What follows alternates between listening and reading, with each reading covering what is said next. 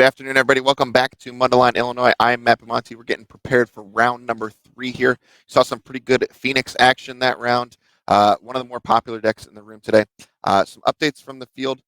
Names that are notable on our list here. Connor Mullally and Will Kowalczyk both checking in at 2-0 right now. They are not in our feature match area this round, I don't believe. So we'll grab some updates on the floor from them for this round. Things are going pretty smooth, obviously, like that. We're getting ready to watch some more action here. So I'm going to send it back down to Mason and Drake for round number 3 in Mundelein, Illinois.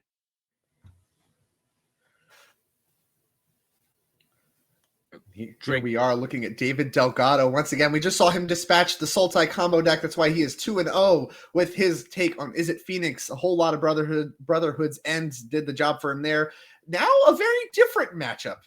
Not necessarily a combo deck, but very much kind of feels like one as it assembles a lot of auras on creatures here for Lewis Kray. Selesnya auras, a deck featuring Light Paws and Blade Cover Scout and all that stuff. A deck we've seen in Modern before, never really in Pioneer. Got any thoughts on this one? Yeah, so this is a big breakout deck from Brothers War. Getting Brushlands for this deck, a huge get. Basically having more mana that totally works. And Drake, I don't know how much of the Japanese RC you were watching last night, but the coverage of that, they had a lot of the top pros from that region on this deck. And I almost wonder if there was a last-minute switch here from Kray, because a lot of them were on Paradise Druid in the main deck, which we see Kray here playing as well, which I think is a great inclusion. It's a hexproof creature you can play early, but you can also help you build up your mana and kind of work towards those end games. But yeah, this is very much the bread and butter kind of bogglies thing you're expecting from these sort of decks, where we're going to try and put a bunch of things on one creature and then take over the game. Absolutely. And this deck, picking up a pseudo Rancor from Brothers War in the form of Audacity, very much functions like a Rancor, gives you +2/+0 and trample just like Rancor does for 1 mana. But when it's put into the graveyard from the battlefield, you draw a card instead of just getting it back. So maybe not as good as Rancor, but functions very similarly and pairs alongside the Ethereal Armors and all that glitters, which are some of the ways to make your creature the biggest possible. This Selesnya Orders deck, very cool. And like you said, Japanese players did a lot of innovation with this. It looks a lot like the Boggles deck in Modern, when you have the 2-mana payoff things like Shram that draws you a lot of cards. You have Light Paws that searches up more enchantments. That's even better than drawing cards. You get to Demonic Tutor them out into play. And you still also get one of the 2 Boggles in the form of Blade Cover Scout. So very much reminiscent of a Modern deck almost. Maybe a little powered down. Obviously, this is the Pioneer format, but like you said, the mana got fixed a little bit with Brushland. We got an additional aura, and here we are performing at 2-0 at this NRG here in Chicagoland. There was also Giganta as a companion. Cool. Yeah, and get Giganta for free, which is nice. There's also one other big inclusion that was found recently back from Gatecrash, and that's Alpha Authority. So this is an enchantment that gives your creature hexproof, and it can't be blocked by more than 1 creature. So it basically makes your Light Paws into a hexproof thing, or your Saram, which is typically not very doable. And you have to do things like play Tamio Safekeeping, or maybe, some sort of like other hexproofy savey card. But this card actually just gives your thing hexproof. It makes it so, hey, if I get a Saram, I put this on it, or I get a Light Paws, the game's kind of over. There's a reason these cards don't have hexproof. Right, yeah, like those are the cards, especially in a matchup like Izzet Phoenix, where you kind of want to protect those because they're just going to run away with the game if they're allowed to stay in play. So actually just giving that hexproof matters a ton. As a turn 1 Selfless Savior coming down for Lewis Kray. Going to take a point for his trouble from his mana confluence. David Delgado did shock in a Steam Vince, potentially representing a cantrip or removal spell. It is a removal spell. Going to sack that one so it does not get exiled, is Lewis Kray as we go to David's turn number 2. Looks like a checklist card. Could be a Riverglide Pathway as the pickup. Yeah, and from Kray here, that is the one and only Selfless Savior in the deck. So we had it on 1, the turn you need it. Absolutely. Just the way we drew it up. As Ledger Shredder deployed for David here on turn number 2. We're going to go back to Lewis. All right. We killed your first creature. You had to know that your creatures don't live a long time here in the Pioneer format if they do not have hexproof. So we'll see what Lewis has as a follow-up. Tapped Temple Garden. Does not speak to having any of the 2 mana spells that are very powerful. This is something you'll see from Kray here is he's probably setting up in order to get something and then put something to protect it or get 1 trigger right away. Something like Kaya's Ghost Form off your Light Paws is a really good way to protect it. And from Delgado's side, he might play a card like Pieces of the Puzzle on turn 3, thinking this is my one turn to tap out or whatever, and then you get to punish that immediately. Absolutely. David going to start his turn off with an opt, and then consider as a follow-up. I'm sorry, consider first, then opt, and that's going to trigger Connive, and we are going to lay the smackdowns here with Ledger Shredder. Actually, might have been 2 ops. I don't know. Like, they're 1 mana blue cantrips. They're all the same, all very samey. Either way, David cantripping twice, laying the smackdown with Ledger Shredder, getting to look at a lot of different cards, and worth a lot now that David knows what's up. This is the power of Ledger Shredder. This is the power of having cantrips that give you decision-making, like, attached to them. Things like Scry and Surveil allows you to kind of find the removal spells you need for things like this Light Pause that was just deployed. We see the Fiery Impulse at the ready for David. That one's going to get dispatched. No third land for Lewis is big here. Yeah, that was a brutal turn. That it looked like that was Lewis's only creature in hand as well, and Lewis just had a handful of enchantments, which is sort of, when you play with a deck like the Aura's deck, you're kind of having these draws that happen like this, where your deck doesn't really kind of come together for a few turns. And if your opponent can capitalize that, that's really big and a good way to lose. But in exchange, when your draws come together, you're some of the most powerful things in the format that even mono green can't even keep up with. Right, absolutely. And here is a Treasure Cruise. That's a big, big follow-up this. We've seen this time and time again with the Phoenix deck, not just across, all of the Pioneer we've watched, but even just the Pioneer we've watched today. This is how the Phoenix deck operates. Answer a few of your things, recover all my cards with something like Pieces of the Puzzle or Treasure Cruise, which are a little overcosted, but you now have the time to do that because you've been answering the board every single turn so far. And so Treasure Cruise going to go ahead and resolve, opt the follow-up, going to trigger Connive on our Ledger Shredder. Got to actually discard a spell first, David, if you want to grow that. Sure did. Here's the smackdowns for 3. Yeah, and this is also a really good job from David, not trying to fake anything. Like, listen, my hand doesn't have any removal. This is my time to do this. This is what my hand's telling me to do. I'm going to do it. As it seems we're back to David already, as, Lewis just picked up another enchantment. Yeah, and that's very much why David can afford to tap out there, right? Like, even if you had the removal spell, at some point Lewis has to run out of creatures, or you're not going to win this game. So you have to be like, okay, I need to spend a turn recovering no matter what. And this seems as good of a turn as any, with Lewis missing land drops. He needs to have both a powerful creature and something to do with it on only 2 lands. So asking Lewis to have a land and another follow-up is kind of a lot like David's spot. And like you said, rewarded for it with not even any follow-up play, no land or creature for Lewis, as David kind of just gets to rebuild his entire hand. And we see post Pieces of the Puzzle already back to 5-6 cards. Follow-up, going to trigger Connive. 100%. And it's getting a little out of hand here. I don't know. I mean, you should play whatever and do your best. Your games don't take super long, especially as the Aura's deck. But it does feel like you're kind of just like in, I want to see if you have anything weird in your deck mode, Absolutely. Yeah, I mean, I have to imagine that Lewis, if he doesn't pick up some powerful ones, is not going to continue to play the game. It looks like Lewis agrees, takes the draw step, not good enough. Going to go ahead and pick him up and go to game number 2. And what was a very dominant game 1 for David Delgado. Yeah, and this matchup is a little tricky. There are things like Glade Cover Scout and the Authority card we talked about before that can give actual hexproof, but this deck doesn't have as many hexproof creatures as Boggled does in the older formats. Having 8 1-drops that have hexproof versus 4 is a really big difference. And we're going to see how that plays out over the course of this match, because as we saw there, when you don't have those, you have your other creatures, you kind of get broken up still. And when we look at someone's sideboard like Delgado, we actually have a good number of cards that can interact in here and force you to have that Glade Cover Scout. As we see again with Delgado sideboard, we have 3 Brothers End, 3 Improbable Alliance, 2 Aether Gust, 2 Stroke, 2 Mystical Dispute, 1 Obliterating Bolt, and 1 Negate. Drake, I love the Brothers End and the Obliterating Bolt, and I think there's even room for the Negate in this matchup. I have to agree with you. Now, we saw the removal spells be very good. I think they are very good in this matchup. But a lot of the whole joke with this Selesnya Aura's deck is you're very much trying to blank a lot of these damage-based removal spells, either with outgrowing it with things like Ethereal Armor and all that glitters, or with just having hexproof creatures. So, as good as they were in game 1, I do not know how many of them I'm attached to keeping in game 2, especially if we're bringing in things like Brotherhood's End that work no matter what, right? It works underneath hexproof or no hexproof. We're catching all the creatures. And so I'm interested in those. I'm interested in the counter spells so you can stop some of the powerful enchantments. especially at an efficient rate. It's all about trading on mana appropriately and, trimming down on maybe some of the worst removal spells in your deck, whatever that looks like, maybe like Spikefield Hazards, or things like, Charter Cores that don't commit to the board when this matchup is entirely about the board. 100%. And if we look at the Selesnya Aura sideboard, there's a lot of heaters in here. So if we look at that sideboard, there's 3 Recipes, 2 Deafening Silence, 2 Extraction Specialists, 2 March of Unlordly Light, 2 Portable Hole, 1 Fiendslayer, 1 Giganta, 1 Rune of Sustenance, and 1 Warbriar Blessing. I think Recipes, Deafening Silence, Extraction Specialist, and Fiendslayer Paladin can all come in this matchup. There is some nombo about Rest in Peace and Extraction Specialist, but I think on the whole, you're just happy to draw either one of those 2 cards.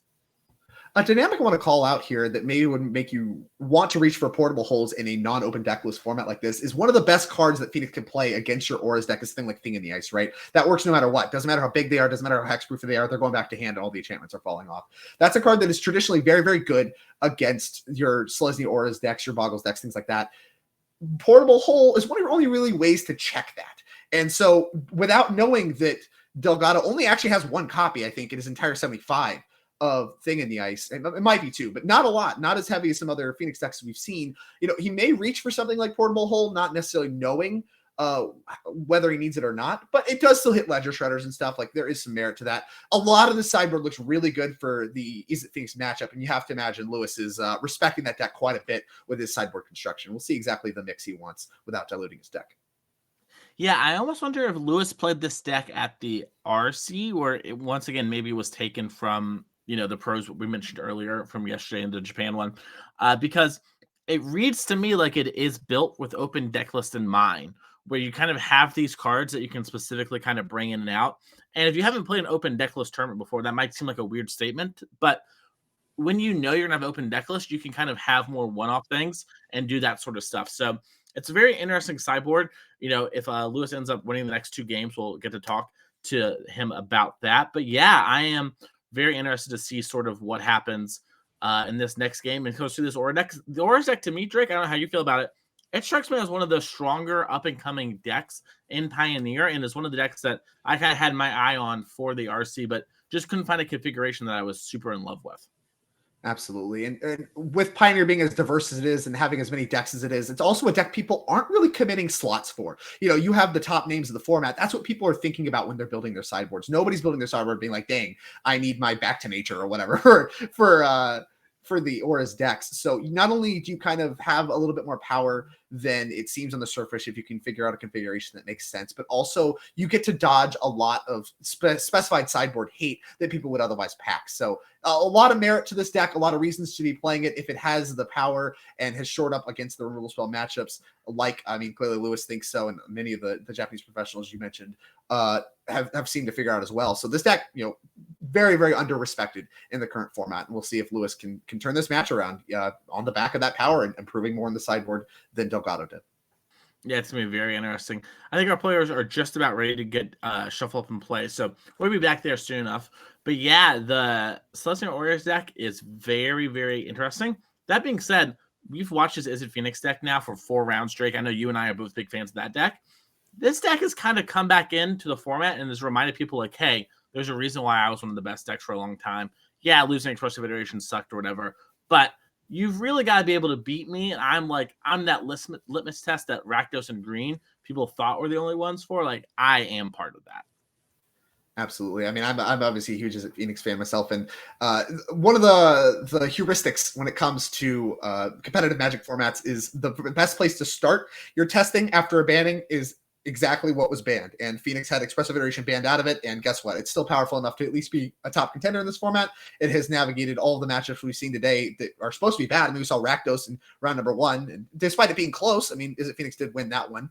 And with, it's not lopsided by any means. It's one of your nightmare matchups. It's going to be a mainstay. I think we're going to see a lot of Phoenix going forward in this Pioneer format. I think we're going to see it a lot today as some of our best players here that are starting out 2-0 are playing that kind of stuff. But that doesn't mean like Pioneer solved or whatever. Like, we're very much in a spot where the format is shifting. People are realizing mono green may not be all it's cracked up to be. And we see a wide range of decks sported here today. As Lewis definitely among those, playing Selesnya Auras deck, as Delgado looks like he has a hand he likes. Temple Garden into Glade Cover Scout. Now this is the modern start, you see. Here's your turn 1 green white land. Here's your Boggle. Go.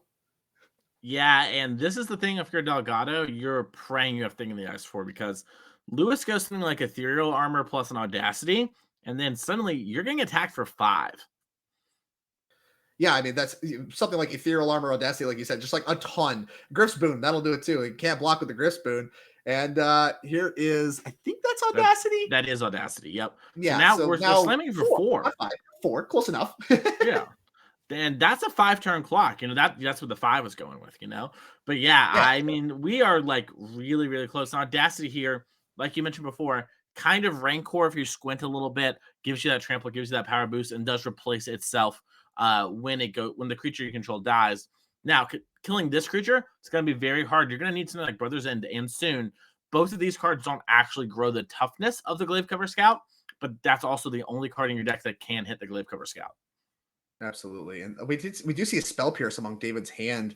Kind of interesting to see nothing Spell Pierce there. Usually I'm pretty excited to fire off a Spell Pierce at basically any target. A lot of respect potentially for something like All That Glitters or those kinds of effects that maybe are a little bit more mana, but a little bit more impactful. 1, 2 extra power points may not be enough for David.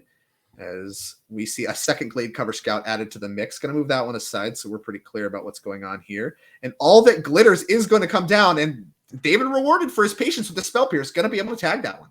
Yeah, it makes me wonder if David maybe has a Brother's End hiding in hand, and he was like, listen, these, I'll take 8 or whatever, that's fine. I just need to make sure that my thing actually kills your things. Well, missing some pieces. Consider. I have to imagine if he had Brother's End here, he would excitedly fire it off. We see a Consider fired off instead, potentially looking for a land or the Brotherhood's End. We see 3 lands in hand. Has to be looking for the end, but we have a lot of cantrips to do it. No threats for David, but don't really need them, as you kind of need to answer the board. None of your threats are good enough to really compete with what's going on the board right now anyway. And is that 4 toll? We have 4 toll. Behold the Multiverse. Now, okay. Kray doesn't know this, but it's the only 4 card in the deck. So we get a little, draw 2, scry 2 action on the next turn.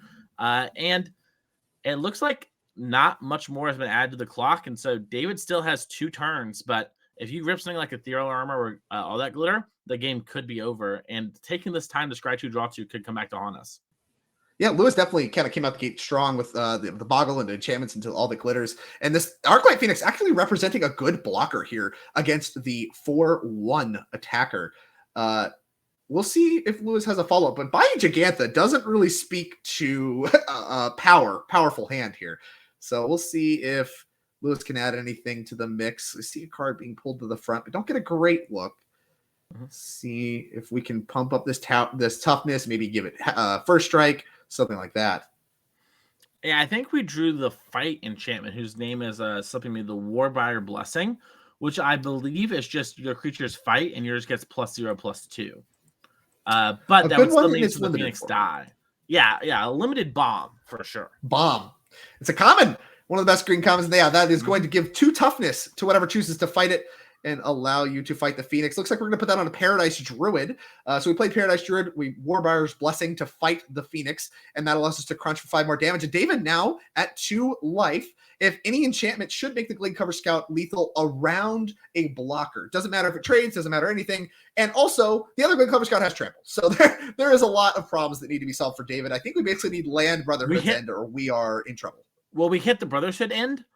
And we're double checking because we have Stormcarved Coast in hand, which I believe is the only one of in this deck. Yeah, we have the 1 Stormcarved Coast from David Delgado, which means we can go land Brotherhood's End and kill everything. Well, that seems like a very appealing turn. Hard not to do that one for David Delgado. And here is Brotherhood's End. Have to imagine we're blowing up the creatures. And we're going to go ahead and point to the Audacity. That one's going to draw a card when it hits the graveyard. Now, a land, even for Lewis, would represent Gigantha, which, I kind of scoffed at a little bit. It's like, what are we doing with this thing? And now, all of a sudden, it's a lethal threat. Yeah. And there is an untapped land. There's Gigantha. Yeah, it's funny. Gigantha is actually pretty good in Pioneer, and it's kind of hard to kill. In fact, the Arclight Phoenix deck is the only one that has a clean answer in the form of Lightning Axe here. So I think often in a lot of spots from here, this card actually just goes the distance. Absolutely. We do see a Lightning Axe in hand for David Delgado. That one's going to be quickly fired off. Do not want to die to that card. And we'll see if David has any follow-ups, maybe anything to bring back and start laying the pressure down on Lois before he rebuilds. Does not. We know there's a Phoenix in the graveyard, but I don't think David's flush with spells in hand. Removal spells, sure, but not spells you could just cast to get a Phoenix back. Yeah, and it's really weird. Oh, Improbable Alliance might do the job here, just letting us, activate and get some fairies. But it's a really weird spot where you think about you're playing against like Auras or Boggle, something like that, and you're like, oh, I should cut my spot removal spells. But against the Pioneer one, like we mentioned, there's only really one hexproof creature. So you're kind of like incentivized to keep the spot removal spells in, which is a weird dynamic. There is a Paradise Druid, a card that would represent lethal if there's no fairies coming off of this Improbable Alliance. But we do know that if you just take a draw step and activate it, that does give you something. But we are going to go ahead and bring back the Griff Spoon anyway. Use our mana here a little bit. Get a good look at that one. 6 mana, draw a card, then discard a card. Does allow you to loot. It's a tough way to do it, but if you really need a 1/1, which I would argue David definitely really needs a 1/1, you could do it and make a fairy to allow you to block. We also do have access to a Fiery Impulse, it looks like. So once Paradise Druid turns sideways, I believe you are allowed to fire off your Fiery Impulse at it and kill it that way. So we'll see what angle David wants to take. Yep, and we're seeing just some thinking here. And it makes a lot of sense, I think, to just, make the fairy and just move to blocks, Well, there's like considerations, right? Like the trample enchantments are what beats the make a fairy. The hexproof enchantment specifically is what beats the Fiery Impulse. So you kind of have to decide what you're willing to die to here, I think. But I think there's a lot more trample stuff than there is. I think you get to do both, though. We have 7? I think we have 7. We do have 7. All right, yeah. All right, then we should just make a fairy and move along with things. Unless we're going to fire off this Consider. Maybe try to get the Phoenix back, too. Can we have our cake and eat it, too? Yeah, I guess the trick about this... it's a Ledger Shredder. Okay. I was going to say, if you had like a Consider or something, then you could play Shredder, Consider, Connive, and that triggers to make the fairy. And then you're kind of, having your cake and eat it too. But yeah. This is kind of the same. We see Spikefield Hazard, Fiery Impulse, the leftovers for David. Spikefield Hazard, pretty low value normally, actually does take care of the Paradise Druid here. And so you'd love to line that exchange up if possible.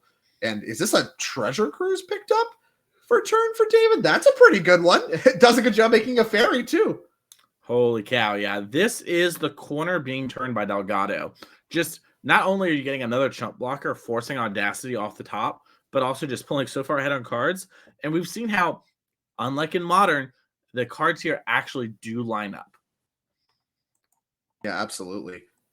Even something like Improbable Alliance, I mean, we get a fairy for our troubles. Like, that card's going to look good here as the game progresses, and David needs to maintain a host of blockers for any kind of attacker or attacking force Lois can assemble, but also needs to actually start laying down some pressure, too. Kind of being able to play both roles in a reasonable time frame, I think, is going to be impressive as Treasure Cruise has resolved. Let's see what the follow-up is. Potentially pieces of the puzzle. Sure. here's your 1-2 punch. Pieces of the puzzle. Treasure Cruise. Suddenly we're cooking with gas. Lewis out of resources for the most part, and David probably looking at mostly a full hand after all that's said and done. Conniving away the Spikefield Hazard. It looks like. I believe so. Yes. It does 1 damage now. It does 1 with a counter. It just makes sense. Yeah, I mean, it's the same either way. It's basically like casting it. And Lightning Axe and a Consider picked up off of our pieces of the puzzle. More spells. All right, well, that's 2 spells. I think we need 1 more for our bird back. Have to imagine we're interested in that. Mm-hmm. I can't see us not trying to get the bird back because we do need to win. Like, the Paradise Druid is hexproof, but it can grow really big and become a problem. Oh. How about Brotherhood's End? Go ahead and take care of that anyway. I don't care. I don't care how many rule spells it is. We're going to lay the beatdowns. Did we miss the bird? Maybe the bird's not in there. Phoenix, or did we miss the Arclight Phoenix? I think maybe we got lost in the sauce. I'm going to assume Delgado knows the Phoenixes, especially after I'm sure he knows what's going on. But cool. Well, we were mistaken. The Ledger Shredder is the only thing laying the beatdowns, which is a lot slower. No, it looks like Delgado was allowing some mercy and has pulled the Shredder out from underneath the graveyard. I remembered it now. There it is. There's our Arclight Phoenix friend. Interested in coming back this turn. And after the explosive turn that was the previous turn, I have to imagine there's plenty of spells left over to bring this bird back. And here's Chart, of course, as the follow-up post-Consider.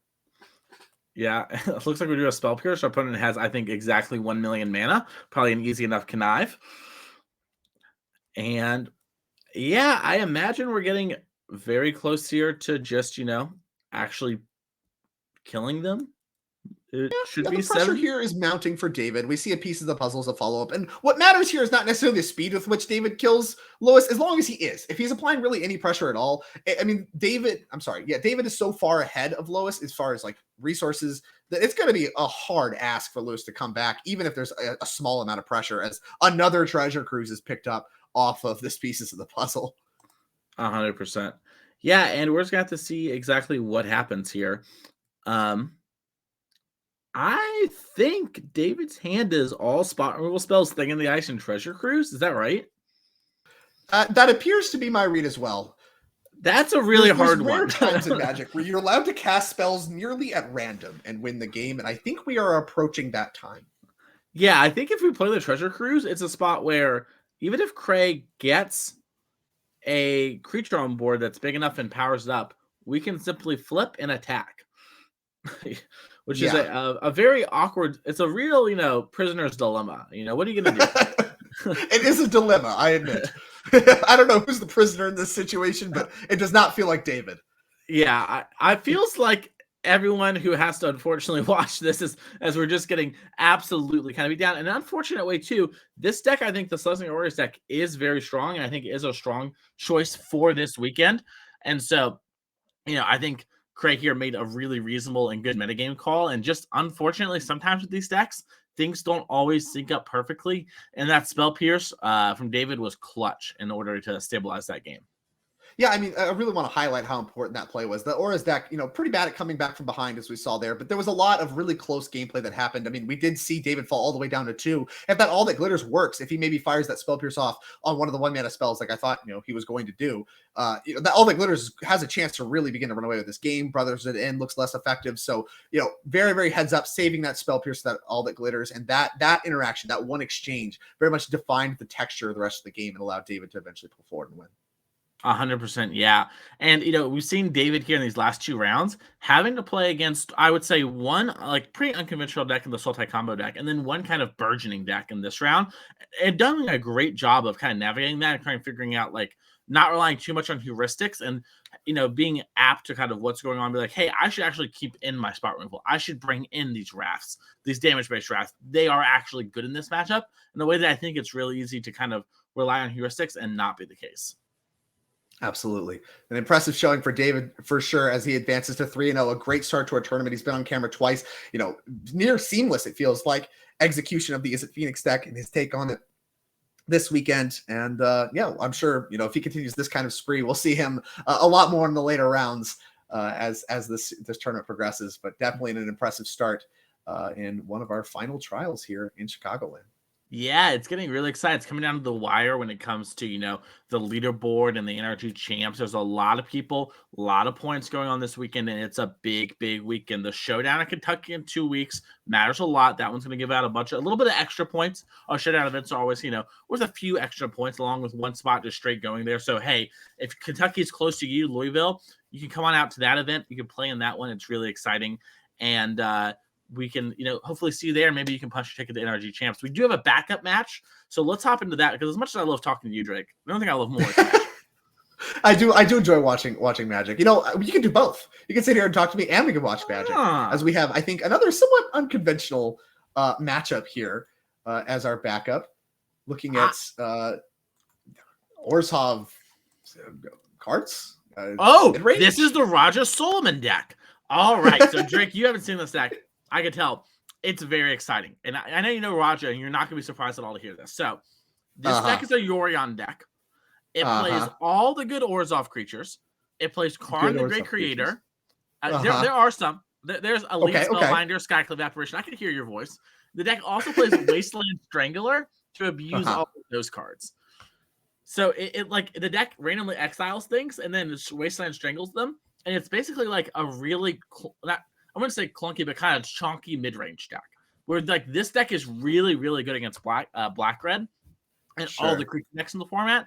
I think it struggles slightly against Phoenix, although it might be play draw dependent, and is not great, I think, versus mono green. Although I don't know how Raja feels about that. But yeah, this deck is one of the more exciting ones from the RC. When we see a Gruul Vehicles matchup here, we saw, very much a kind of mid-range start. We see the Fatal Push able to take care of the Elvish Mystic. A follow-up is going to allow for a turn 3, I believe, Eskus Chariot, as we are grabbing some cats to go ahead and put onto the battlefield. The turn 2 play for Brandon, a Phyrexian Missionary. That one has kicker, obviously was not kick, so it is just a 2-3 lifelinker for the moment. So I went and looked at Brandon's deck. I pulled it up. It turns out he's not playing the Raja deck. His deck just double sleeved and looks very big. I'm very sad. But yeah, no Yorion. You promised me a Yorion, Mason. I know. I think Brandon's deck here could benefit from a Yorion. This Phyrexian Missionary, though, is a really sick card. And looking over this deck, this is just kind of tried and true. Got some creatures, got some answer spells, got a game plan. And looks to be like it's going pretty well for Brandon so far. Absolutely. And like you said, a lot of just generically good value Orzhov stuff. And we see Wedding Announcement here on turn 3, the follow-up play to the Eskus Chariot. Not necessarily as good at making tokens, but the tokens can equal in size over time as it flips into an Anthem and wedding festivities begin, as a layer of the Hydra going to be fired up for Reed Anderson. And we're going to see this Eskus Chariot crewed, and the Chariot and the cats are crewing the Chariot. The layers coming across as a 3-3. The Chariot's coming across as a 4-4. Going to make another cat, and we're going to see, I believe, a double block on this layer of the Hydra. It's going to take care of the Phyrexian Missionary, as the human token gets to stay around. And we go back to Brandon. This Gruul Vehicles deck, by the way, has been one of those decks that was kind of bubbling up right before the RC and has kind of solidified itself as like a player in this format. It looks to be like a really aggressive deck, right? Like when you kind of like first read over the cards, you see it here. This deck, though, Drake, can go surprisingly long with grinding. And I think a big tell of that is the 3 Crone Wars and the 3 Obliterating Bolts in the deck as well, which is going to make it, even if Brandon starts to stabilize, a card like a Crone War is going to break that paradigm instantly. Absolutely. Yeah, the Crone War, very good at breaking up large board stalls, especially that involve, particularly large creatures and things, especially if you compare that with something like your own Embercleave. You can set up for a huge combo turn where you just kind of take a thing and then bonk, and then, okay, game's over. So you do get a little bit of grinding. You have, these very powerful vehicles that we've seen see increasing amounts of play. Eskus Chariot been good for a long time, but Sky Sovereign Console Flagship, kind of the other vehicle this deck is named after, and seeing more and more play as this format has developed. We've realized it's very much about what's on the board, removing things on the board, and the Sky Sovereign is very good at kind of doing a Planeswalker impression where it kills a thing every turn and applies pressure in the sky. So very, very good at breaking board stalls. Card that we've seen in main decks more and more, and this Gruul Vehicles deck, kind of the final iteration of all that stuff. Yeah, and we see dire tactics here to get rid of the Eskus Chariot, which I don't know if you know this, it loses you 5 life.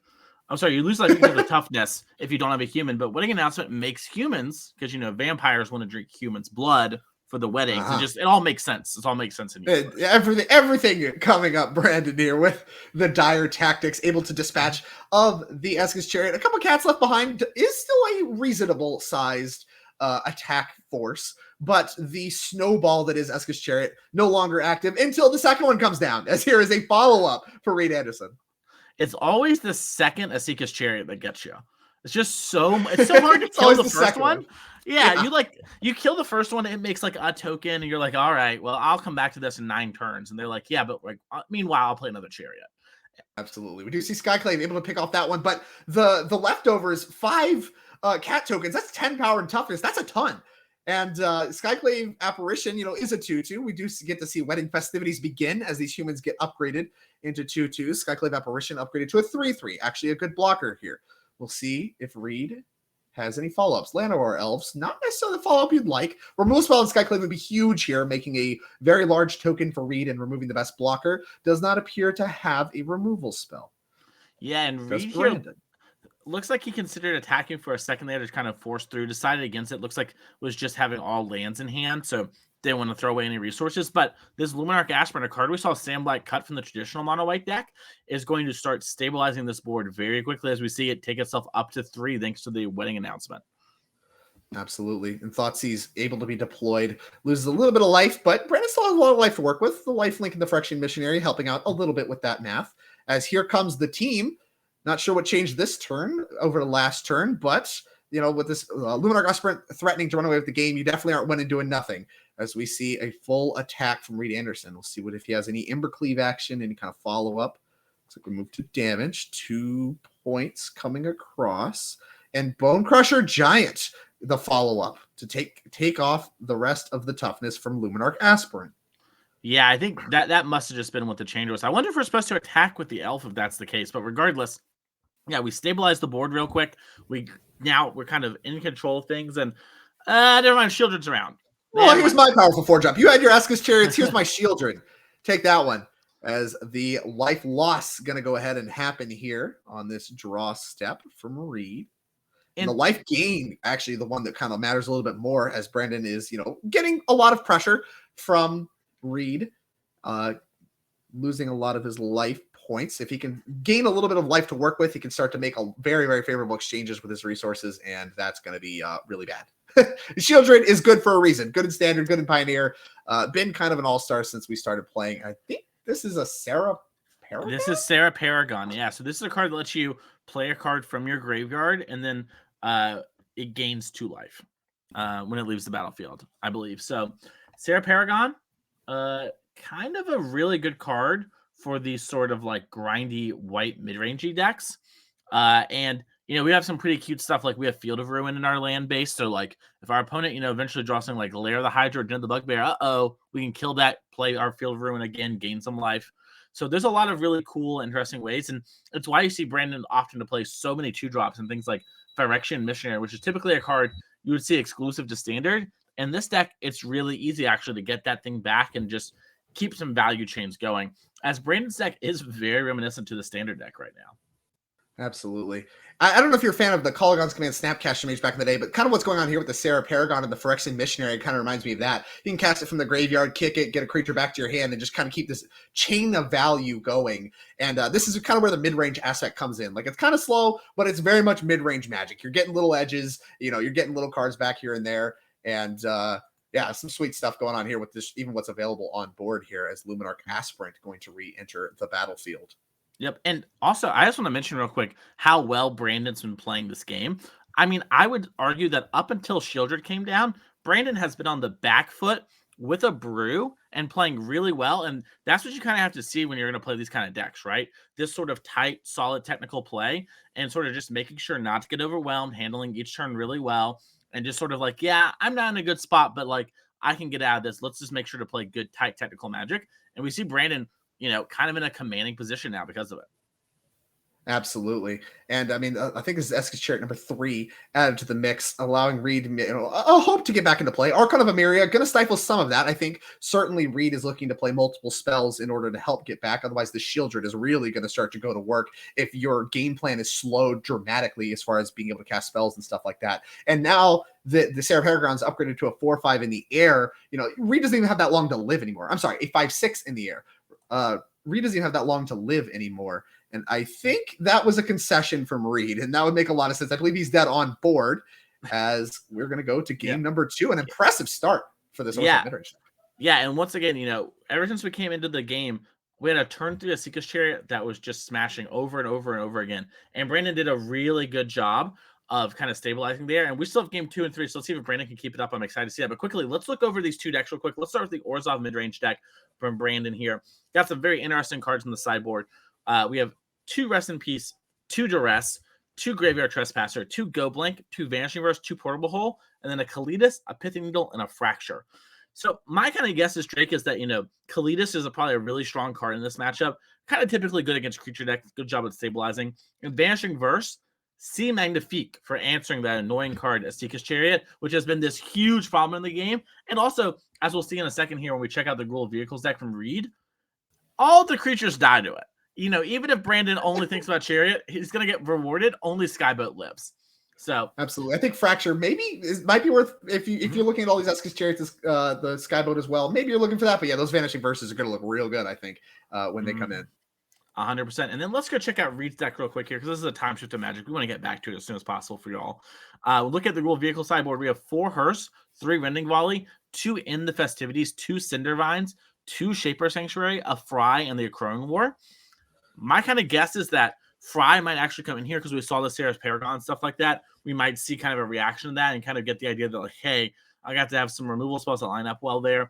Shaper Sanctuary might as come in as well. It's kind of a way to sort of, fight through the spot removal spells. But I think their Crone War is the card you have to get in. You saw how that board can get stalled out.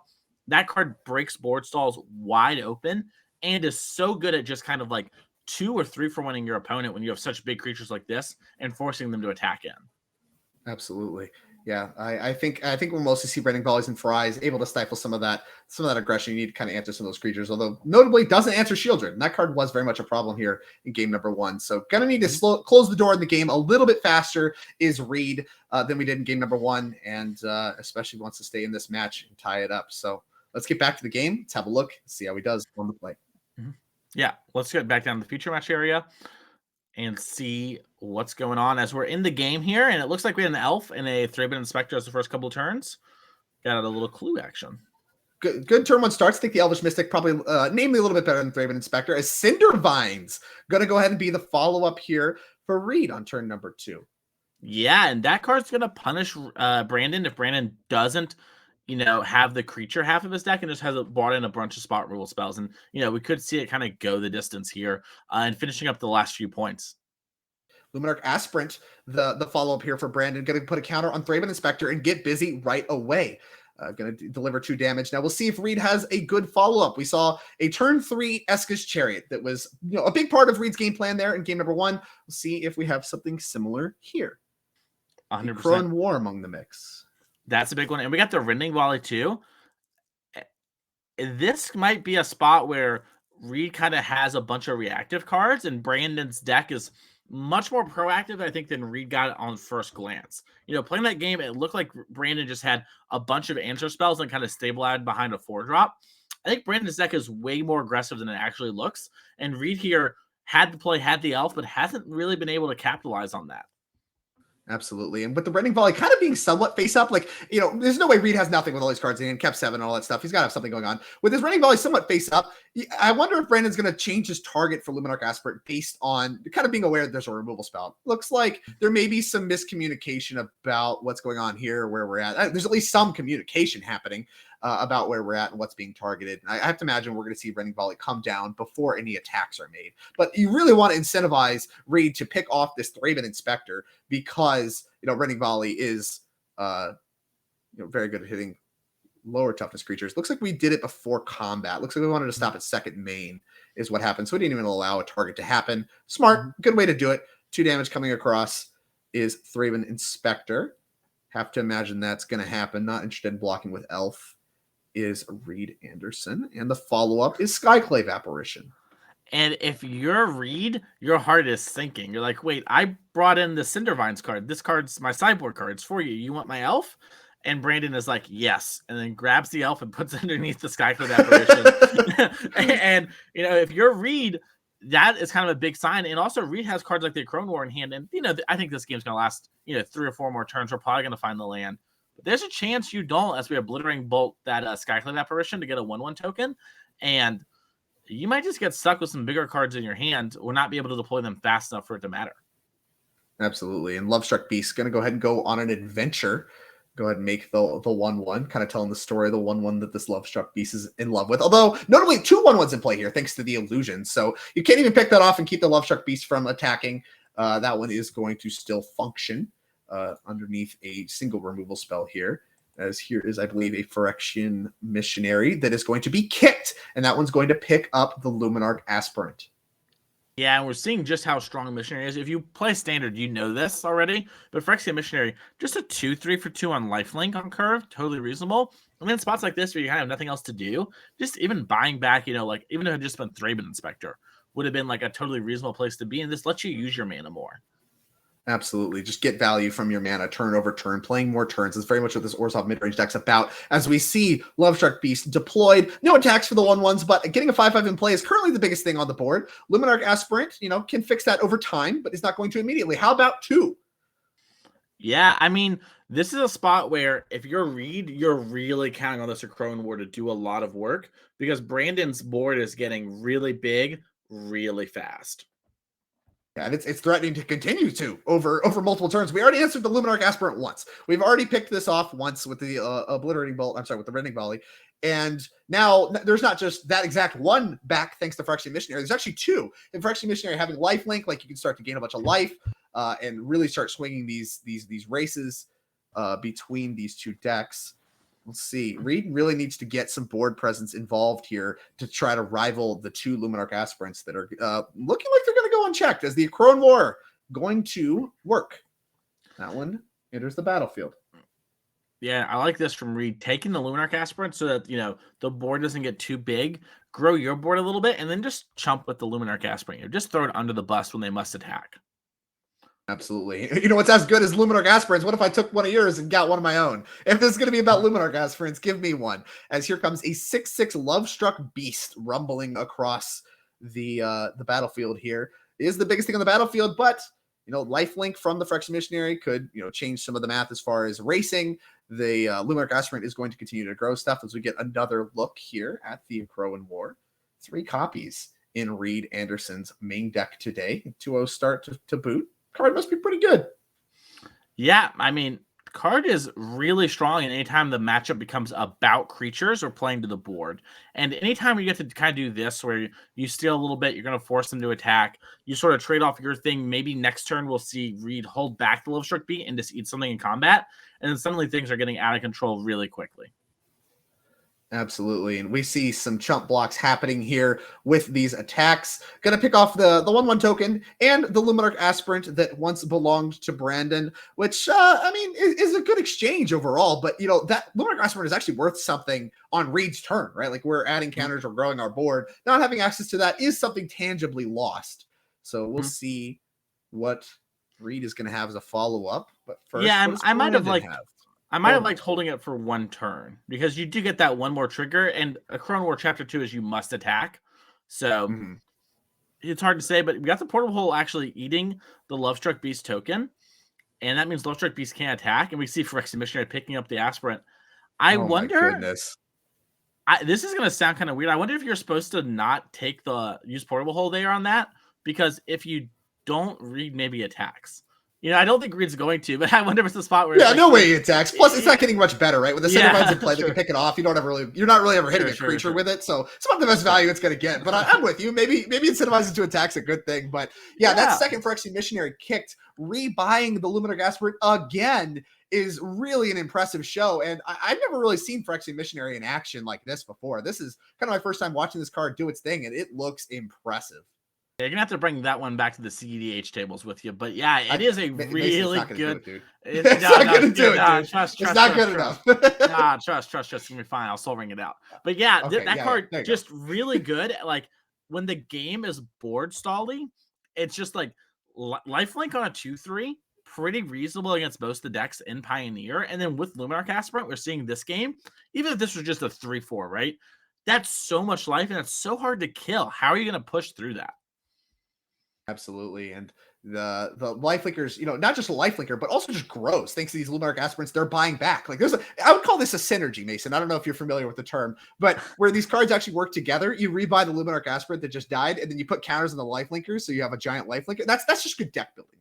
That's good deck building. You can also missionaries. They're on a mission. Ooh.